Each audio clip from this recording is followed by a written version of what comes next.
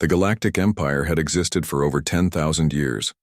It included 300 different alien species. These species lived across 7 spiral arms of the Milky Way galaxy. The Empire had one rule that never changed. All new planets they found must join them. No planet had ever refused. When Imperial scout ships found Earth, they thought it would be easy. Humans looked primitive compared to them. The Empire's ships were massive, their weapons powerful, and their shields impenetrable. They had conquered so many worlds that the process was routine. Commander Krillvex sat in his command chair on the bridge of the Imperial flagship, Eternal Dominion. He was tall and thin, with blue skin and 6 fingers on each hand. His large eyes could see in darkness, and his species was known for their cold logic. "We will arrive at the human planet in 6 hours," reported Officer Zinn, his second in command. "Scans show their defenses are minimal. They have only reached their own moon." Krillvex made a sound that his species used to show satisfaction. "Prepare the standard first contact package. Remember, we need only destroy one of their ships or cities to make our point. After that, they will surrender like all the others." The small Imperial fleet of 7 warships moved past Jupiter. Their engines left trails of blue light as they accelerated toward Earth. The ships were shaped like arrowheads, black metal with glowing lines of energy running along their hulls. On Earth, things were different than the Empire expected. Humans had united their planet after discovering alien signals 50 years earlier. The Earth Defense Force had been preparing in secret. They had built weapons and ships hidden from alien eyes. Humanity knew they were not alone. And they had decided, long ago, that they would not serve anyone. Captain John Miller was 35 years old with short brown hair and serious eyes. He had joined the EDF because he believed in protecting Earth. Now he found himself making history as his patrol ship, Vigilant, detected the approaching alien fleet. Miller sat straighter in his chair. "Send a message to Earth Command. Unknown. Vessels approaching from Jupiter's orbit. 7 ships, configuration unknown." His communications officer, Lisa Rogers, nodded. She was calm, despite the tension on the bridge. "Message sent, sir." Miller made a decision that would change human history. "Open a channel to the alien ships." "Sir?" Lisa looked surprised. "Protocol says we should wait for orders. If they wanted to destroy us, they could have done it already," Miller said. "Let's see what they want." The main screen flickered to life. Commander Krillvex appeared, his alien features showing surprise at being contacted directly. "This is Captain John Miller of the Earth Defense Force ship Vigilant. You are entering Earth-controlled space. State your purpose." Krillvex recovered quickly from his surprise. In the 10,000 years of Imperial history, no primitive species had ever made first contact this way. They usually hid or panicked. "I am Commander Krillvex of the Galactic Empire. Your planet has been claimed by Imperial decree. Prepare your leaders for our arrival. You will surrender your world and join the Empire as subjects.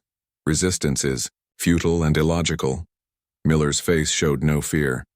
"I'm afraid that won't be possible, Commander. Earth is not available for claiming. We suggest you turn your ships around and leave our solar system." Silence filled both bridges. The Imperial officers looked at each other in confusion. This had never happened before.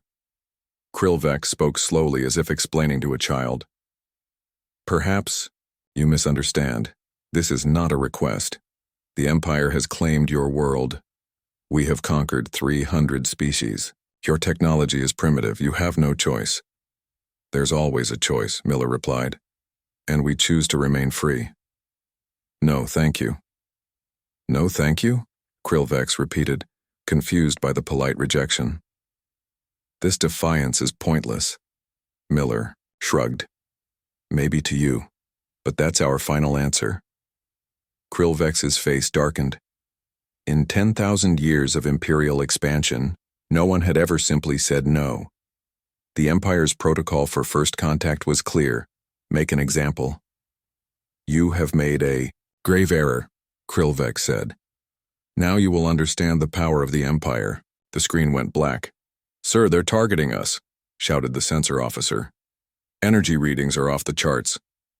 Miller knew what was coming. Send our data back to Earth. Full power to shields. A brilliant beam of light shot from the Imperial flagship. It hit the Vigilant, cutting through its shields like they were paper. The human ship exploded in a ball of fire. On the Imperial bridge, Krillvex turned to his officers. Continue to Earth. They will surrender when we arrive. Officer Zinn looked troubled. Commander, the human ship transmitted data before we destroyed it. Their planet now knows we're coming. Good, said Krillvex. Fear will make them surrender. Faster. What the Empire didn't know was that humans were different. News of the Vigilant's destruction spread across Earth in minutes. Instead of panic, it created cold anger. In the underground command center beneath Geneva, Admiral Susan Ward received the final transmission from Miller's ship. She was 60 years old with gray hair and eyes that had seen many crises. This was the moment Earth had been preparing for. Miller did his job, she told the silent room filled with officers and government officials. Now we do ours. President Alan Frost nodded. He was a tall man with dark skin and a calm voice even in crisis. Implement Defense Plan Alpha. All civilians to shelters. Activate the orbital platforms. Across Earth, sirens began to sound. People moved quickly to underground bunkers built decades ago. There was no panic, only grim determination. Humanity had rehearsed for this day. In orbit, hundreds of satellites that the aliens had dismissed as communications equipment suddenly changed. Hidden panels opened, revealing weapon systems. Earth's first line of defense was ready.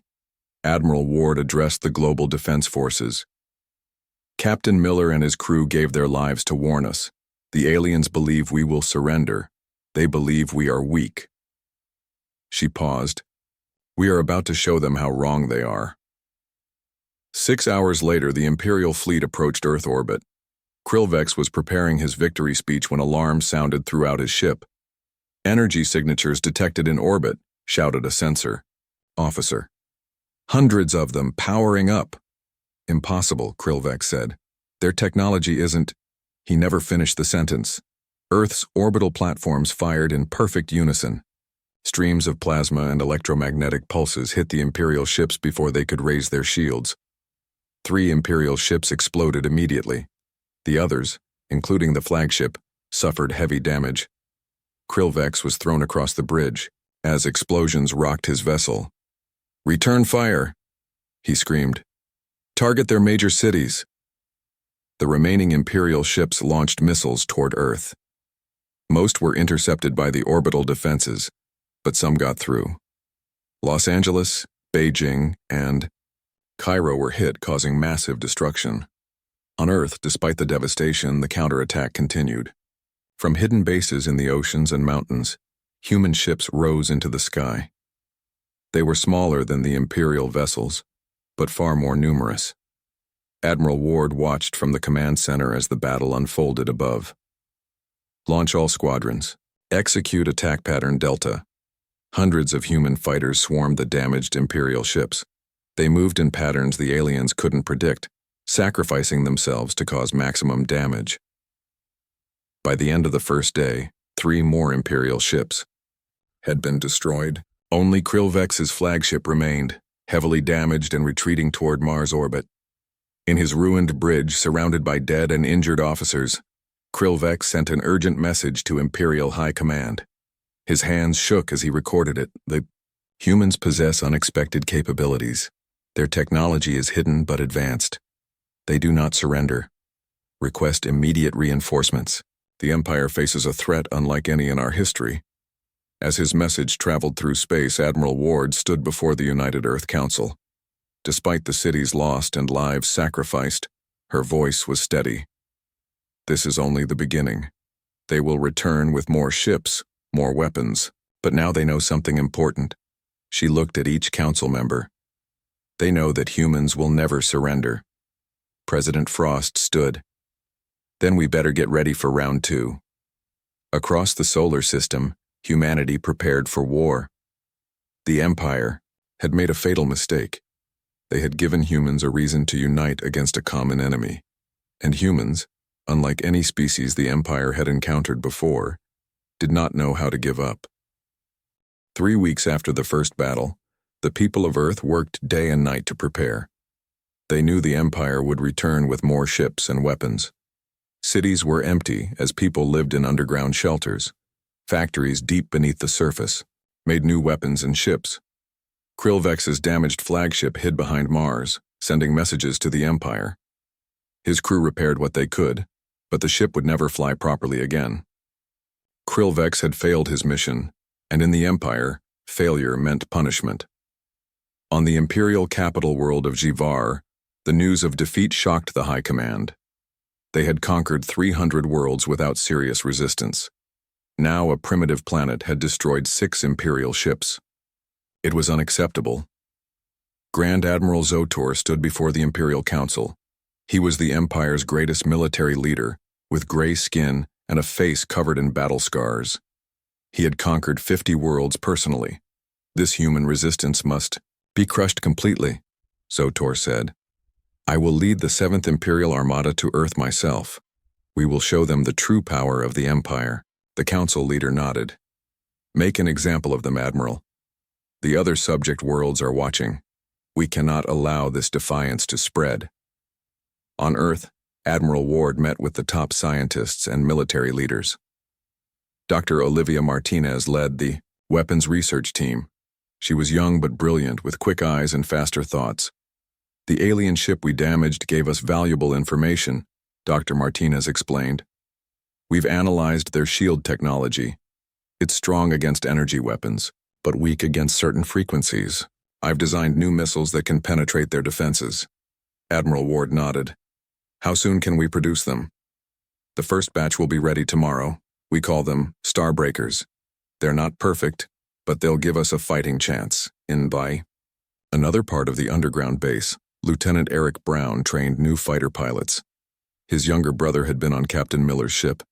His eyes were hard with determination. The aliens are powerful but predictable, he told the pilots.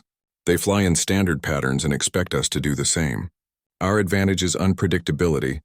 We do what they don't expect. He showed them a new flight maneuver on the simulator screen. This is the broken arrow pattern. It looks chaotic, but it's carefully designed to confuse their targeting systems. Practice until you can do it blindfolded. Across the solar system, Imperial reinforcements arrived. The 7th Armada was massive, 50 warships, each larger than the vessels from the first attack. They formed a sphere around Zotor's command ship, a massive vessel called Imperial Judgment. Zotor met with Krillvex on the command deck. The failed commander looked down, expecting punishment. Your mistake, Zotor said coldly, was giving them time to prepare. The Empire does not ask twice.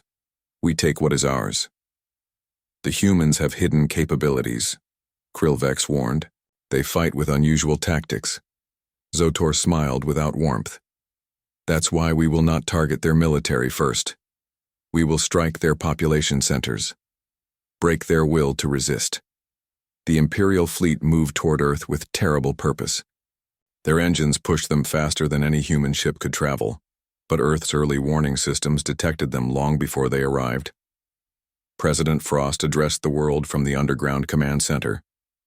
The enemy returns with greater numbers, but our resolve remains stronger. We fight not just for our survival, but for our freedom. Stay in the shelters. Trust in our defenders. Admiral Ward deployed Earth's forces strategically. The orbital platforms were reinforced.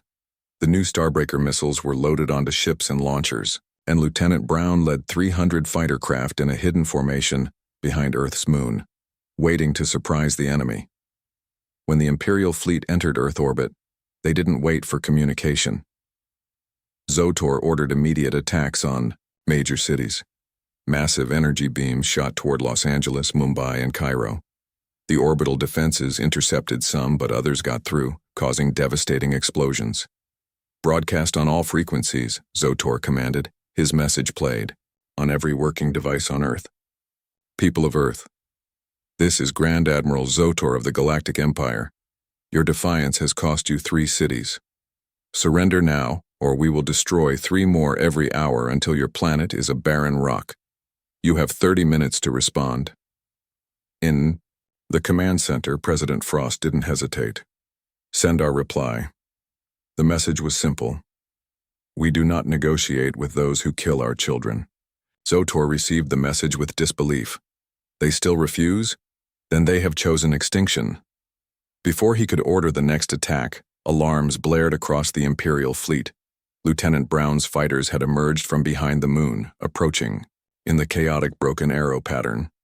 At the same time, Earth's orbital platforms fired the first Starbreaker missiles. The Imperial ships raised their shields, expecting them to hold as they always had. But the Starbreakers vibrated at the exact frequency to pass through the alien shields. 20 Imperial ships were hit in the first volley, their hulls breaking open to the vacuum of space. Impossible, shouted Zotor as his command ship rocked from an impact. Their technology is too primitive for this. Lieutenant Brown led his squadron straight at the Imperial flagship. For Earth, he shouted as they launched their missiles. For my brother. The battle in orbit became the largest space fight in human history. Imperial ships fired powerful beams that destroyed dozens of human fighters with each shot. But the human vessels were small and maneuvered in ways the Empire had never seen, making them difficult targets. The Starbreaker missiles continued to find their marks. 5 more Imperial ships exploded, then another 7. The carefully arranged Imperial formation broke apart as ships tried to avoid the unexpected weapons. On his command ship, Zotor raged at his officers. Focus all fire on their missile platforms, ignore the fighters. The Imperial fleet concentrated their weapons on Earth's orbital defenses. One by one, the platforms exploded. Earth lost its first line of defense, but it had cost the Empire dearly. By the battle's end, humans had lost 60% of their space forces. Every orbital platform was destroyed. But the Empire had lost 15 capital ships, including 3 of their largest destroyers. In the Imperial fleet, Zotor stared at the damage reports with cold anger. In his entire career, he had never lost so many ships in a single engagement. He sent a message to Imperial High Command. These humans do not fight like rational beings. They sacrifice themselves willingly and fight beyond all reason. Standard conquest protocols are ineffective. Request permission to use forbidden weapons. On Earth, despite the heavy losses, there was cautious celebration. They had survived the second attack. More importantly, they had proven they could hurt the Empire badly. In the medical bay, Lieutenant Brown lay injured but alive. Admiral Ward visited him and the other wounded pilots. You've done something no one has done before, she told them. You've shown the Empire they are not invincible. Brown looked up at her with pain-filled eyes. What happens now, Admiral? They'll be back, won't they? Ward nodded seriously. Yes, but next time, we won't just defend. We're taking the fight. To them. In her laboratory, Dr. Martinez worked without rest. The data from the battle gave her new ideas. If they could penetrate Imperial shields, perhaps they could also tap into their communications, find their weaknesses, learn their secrets. This isn't just about survival anymore, she told her team as they analyzed alien technology. It's about showing the stars that humans will never be conquered. Outside the solar system, the remaining Imperial ships regrouped. Zotor's face was like stone as he planned his next move. The humans had hurt the Empire, but the Empire always won in the end always. The war for Earth had only begun. 6 months passed since the Second Great Battle. Earth looked different now. Most cities lay in ruins. Billions of people lived underground in vast shelter networks. The sky often glowed red from distant fires. But humanity had not given up. General Frank Cooper stood in the hidden mountain base in what was once called Colorado. He was tall with a beard going gray and eyes that had seen too much death. Around him, officers studied maps and battle plans. We can't win by fighting them directly, Cooper told his staff. They have more ships, more weapons, more of everything. But we can win by being what they aren't, unpredictable. Cooper had created what people now called the Ghost Protocol. Instead of big battles, human forces used hit-and-run attacks. Small, fast ships would appear, strike Imperial targets, and vanish before the aliens could respond. In another underground facility, Dr. Martinez worked with captured alien technology. Her team had grown, now including Nicole Davis, a civilian engineer who had lost her family when Mumbai was destroyed. Davis was quiet, driven by grief and determination. The Imperial ships use this frequency for communications, Davis explained, pointing to a screen showing wave patterns. I've found something interesting. Their shield systems receive updates through the same channel. Martinez leaned closer. Are you saying we could interfere with their shields? Davis nodded. Better than that, I think we can temporarily disable them. I've created a virus that can slip into their network through these frequencies. It would shut down their shields for about 30 seconds. 30 seconds is a lifetime in battle, Martinez said, her eyes lighting up. How soon can we test it? We already have, on a small scale. Davis pointed to a captured Imperial shuttle in the hangar below. 3 times now we've remotely disabled its shields. The virus works. Across the solar system, the Imperial forces had changed too. Grand Admiral Zotor had established bases on Mars and several moons of Jupiter. The Empire now had a permanent presence, with supply lines extending back to Imperial space. On his new headquarters on Mars, Zotor met with his commanders. The losses from previous battles had changed him. His face was harder, his voice colder. The humans continue to resist, he told them. But they grow weaker. Our scans show their populations are hiding underground. Their resources are limited. They cannot last much longer. Commander Zenta, his new second-in-command, spoke carefully. Yet they continue to attack our supply ships. Just yesterday we lost 3 transports near Europa. Their ships appear and disappear like ghosts. Zotor slammed his fist on the table. Ghosts don't destroy Imperial ships. Find their bases. Find their weaknesses. The Empire does not lose wars. What Zotor didn't know was that humans had made a critical breakthrough. Using captured Imperial computers, they had gained access to the Empire's database. They learned about Imperial tactics, technology, and most importantly, how the Empire classified different species. Admiral Ward briefed the United Earth Council on their findings. The Empire has classified humans as a Class 5 warrior species. Only 5 other species in known space have earned this designation. President Frost, looking much older after months of war, asked, "What does this classification mean?" "It means they see us as dangerous," Ward explained. "Most species surrender after a show of force. Some fight briefly before giving up. But Class 5 species fight to the last person if necessary. Is that a good thing or a bad thing for us?" someone asked. Ward's face was grim. Both. They respect our fighting ability, but they also fear it. The database shows they have no protocol for handling sustained resistance from such species. In the past, they've used planet killer weapons when necessary. The room went silent. Planet killers. Weapons that could make Earth uninhabitable. "Then we need to act first," Frost said finally. "What's our best option?" "Operation Thunderstrike," Ward replied. "A coordinated global counterattack using Nicole Davis's shield virus. We've been hiding ships throughout the solar system. If we strike all at once while their shields are down, we could cripple their command structure." The plan was risky. It required perfect timing. The virus would only work once. After that, the Empire would adapt. But it was the best chance humans had. On the day of the attack, ships hidden in asteroid belts behind moons and in the shadows of planets waited for the signal. Captain Peter Howard led the assault team targeting Zotor's flagship. His small craft carried 20 elite soldiers and enough explosives to destroy a small city. Howard was young but experienced, with a scar running down his face from an earlier battle. "Remember," he told his team, "we have 30 seconds once the virus hits. Make every second count." When Admiral Ward gave the order, Nicole Davis activated the virus. It spread through Imperial communications like fire through dry grass. Across the solar system, Imperial ships suddenly lost their shields. Human forces attacked immediately. Hundreds of small craft appeared from hiding places, firing Starbreaker missiles at the defenseless Imperial ships. Larger human vessels targeted supply depots and fuel stations. Howard's team headed straight for Zotor's flagship. Without shields, the massive ship couldn't stop them from landing in the main hangar.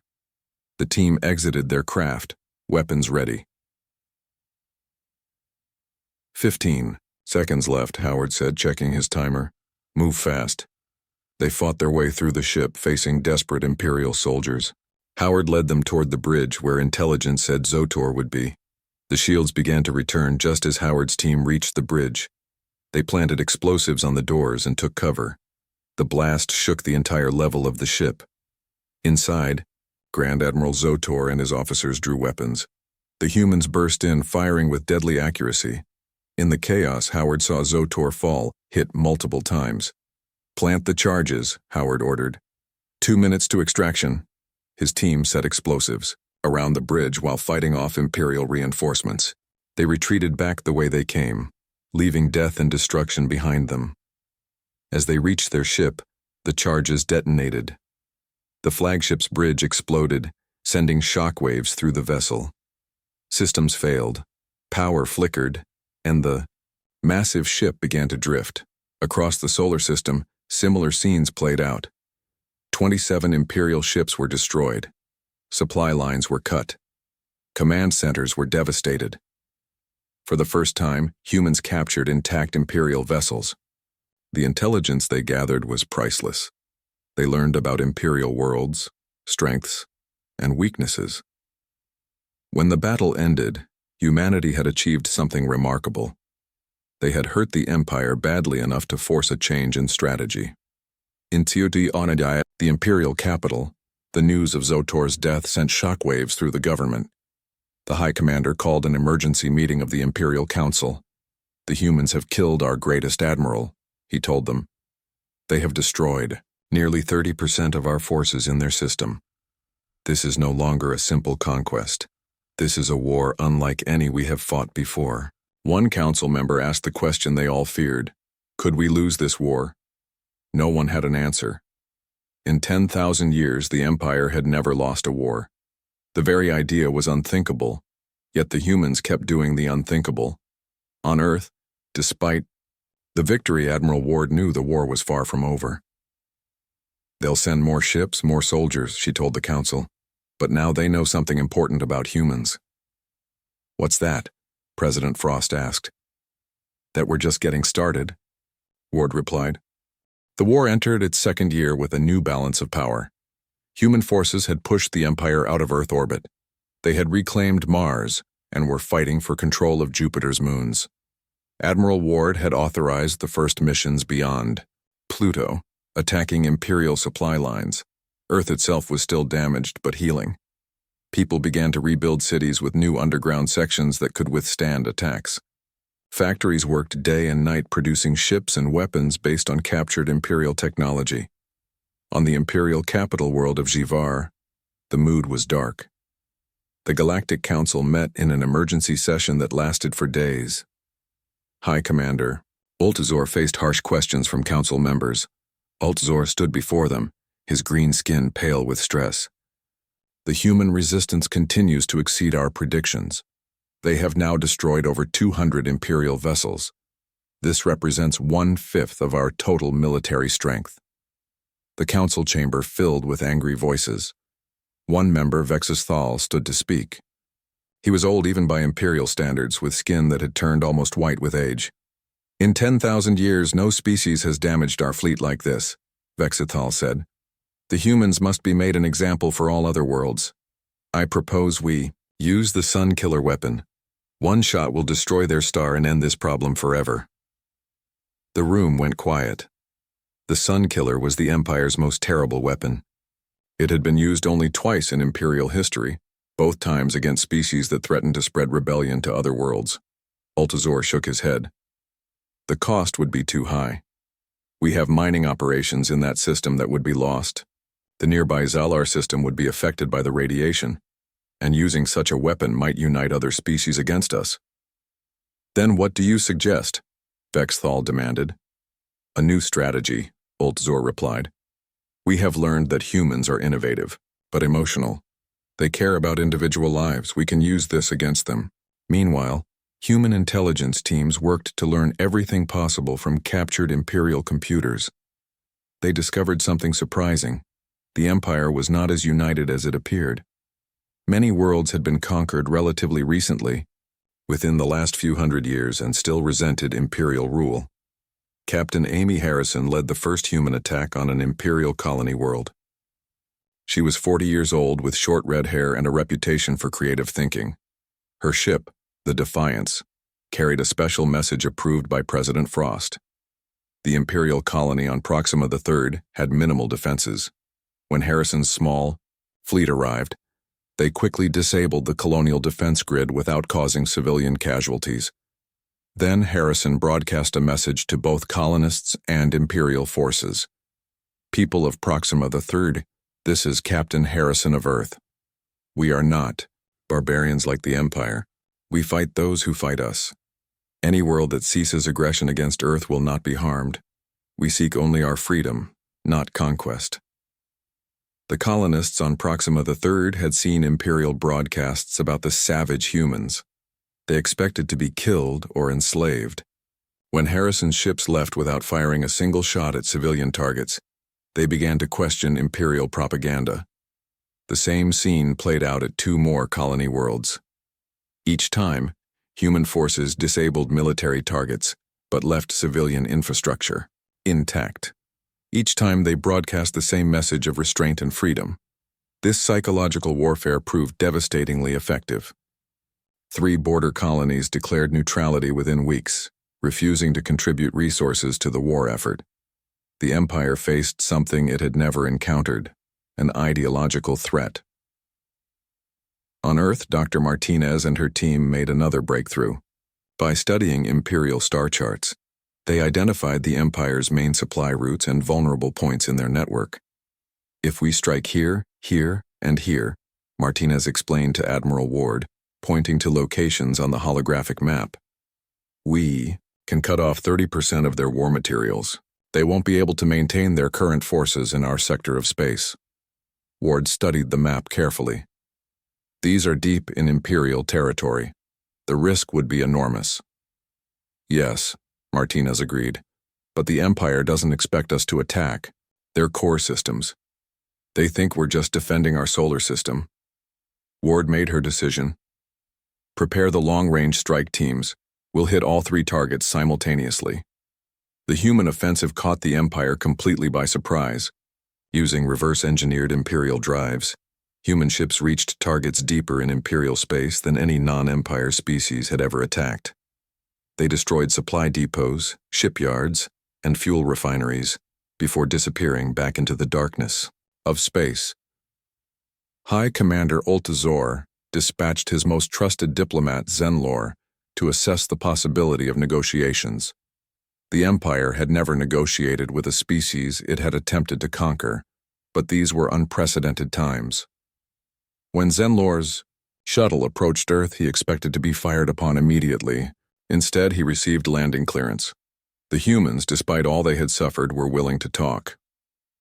In the underground capital of New Geneva, built beneath the ruins of the old city, Zenlor met with President Frost and Admiral Ward.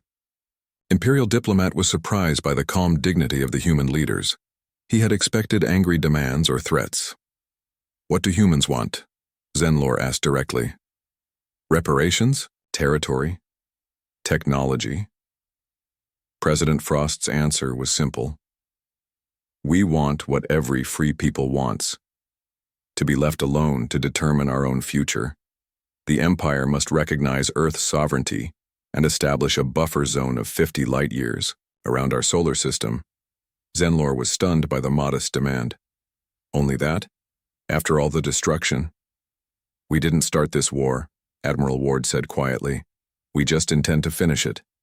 When Zenlor returned to the Imperial capital with these terms, the council was deeply divided. Half saw the demands as reasonable given the alternative of continued war. The other half, led by Vexithal, viewed any compromise as weakness that would encourage rebellion throughout the Empire. If we withdraw from one world, Vexithal argued, others will demand the same treatment. The Empire has never negotiated with lessers, and we must not start now. High Commander Ultazor faced the most difficult decision in Imperial history. The humans have proven themselves worthy opponents. Perhaps they have earned the right to independence. Independence? Vexthal spat the word. Next, you'll suggest we grant it to the Vorlar or the Sentai. Where would it end? It ends with a stable border and peace, Ultazor replied, something the Empire has not known in thousands of years. The debate raged for weeks while fighting continued in the outer systems. 4 more colonies declared neutrality, inspired by Earth's resistance. Imperial resources were stretched thin across multiple fronts. The economic costs had become unsustainable. On Earth, Admiral Ward received troubling intelligence from deep cover agents. The hardliners on the Imperial Council, led by Vexthal, were planning one final devastating attack, using planet-killer weapons previously deemed too costly to deploy. They're going to try to end this with one massive strike, Ward told the Earth Council. If they succeed, Earth will become uninhabitable. President Frost looked around the table at the faces of Earth's leaders. Then we have no choice. We must implement Protocol Omega. The room went silent. Protocol Omega was humanity's ultimate deterrent, a plan so dangerous that many had argued against even creating it. But now, with extinction looming, they had no alternative. May God help us all, Frost said quietly. As the 3rd year of war began, both sides prepared for what might be the final battle. The Empire gathered planet-killer weapons at their forward base near Neptune. Earth activated Protocol Omega, the plan they hoped would never be needed. Major. Kevin Phillips led the Omega team. He was 35, with dark eyes that had seen too much war. His team included 12 of Earth's best soldiers and technicians, all volunteers who knew they might not return. Our mission is simple but not easy, Phillips told them as their ship prepared to leave Earth. We will infiltrate the Imperial capital system and place quantum transmitters throughout their sacred Temple of Ancestors. The Temple of Ancestors was the heart of Imperial culture. For 10,000 years, every important Imperial ceremony happened there. It was more than a building. It was the soul of the Empire. We're not going to destroy it, Phillips continued. That would make us no better than them. Instead, we'll show them what we could do, but choose not to do. The team's ship was special. It combined human stealth technology with captured Imperial drives. From the outside, it looked exactly like an Imperial supply vessel. Inside, it carried technology that could change the course of the war. While Phillips and his team headed toward the Imperial capital, the political situation grew more tense. Vexthal had gained more support on the Imperial Council. His plan to use planet killers against Earth was just days from approval. High Commander Ultzor made one last attempt to prevent this. The humans have shown they can strike anywhere in our territory. If we destroy their world, we might face attacks on our core systems for decades. This war could spread to other species who fear they might be next. Vexithal dismissed these concerns. Once Earth is dead, the humans will have nowhere to return to. Their resistance will fade. Other species will see the price of defiance and remain obedient. The debate ended with a narrow victory for Vexithal. Planet killers would be deployed in 3 days. The order went out to Imperial forces throughout the sector. Phillips and his team reached the Imperial capital without detection. Their false identification codes worked perfectly. The Empire never expected humans to reach this far into their territory, so security was focused outward, not inward. We have 24 hours before the next security sweep, Phillips told his team as they entered orbit around the Imperial homeworld. Let's make them count. They landed at night in a remote area and split into 4 groups. Each group had specific targets within the temple complex where they would place the quantum transmitters. The Temple of Ancestors was enormous, covering an area larger than Central Park in Old New York. Its crystal towers reached hundreds of meters into the sky, glowing with soft blue light. Despite being at war, Phillips couldn't help but admire its beauty. His team moved silently through the complex, avoiding patrols.